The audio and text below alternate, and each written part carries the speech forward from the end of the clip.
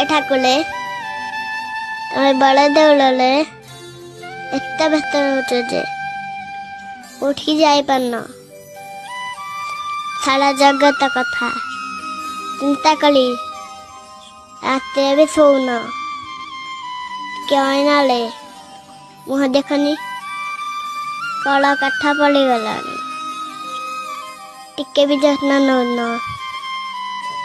ଏଠାକୁଲେ ଗୋଟେ କାମ କରୁନ, ଲୁଚିକି ଦିନେ ଆମ ଘରକୁ ପଳେଇ ଆସ, ଟିକେ ରେଷ୍ଟ ନବ। ଆମ ଘରେ ସିନା ଷାଠିଏ ବୋଉଟା ନାହିଁ, ହେଲେ ଟଙ୍କା ଟଣେ ଆଣି ଅଛି। ଆମ ଘରେ ସିନା ଅଭଡ଼ା ନାହିଁ, ହେଲେ ଗୁଦବଦା ଅଛି। ଖାଇ ପିଇ ଟିକେ ଶାନ୍ତିରେ ଶୋଇପଡ଼ିବ। ଆଉ ମୁଁ ତୁମକୁ ଟିକେ ମୋଡ଼ିଦେବି। ଯଦି ବଳ ପଣ୍ଡା ଆସି ଯଦି ଖୋଜନ୍ତି, ମୁଁ କହିବି ଆମ ଆଡ଼କୁ କେହି ଆସିନାହାନ୍ତି।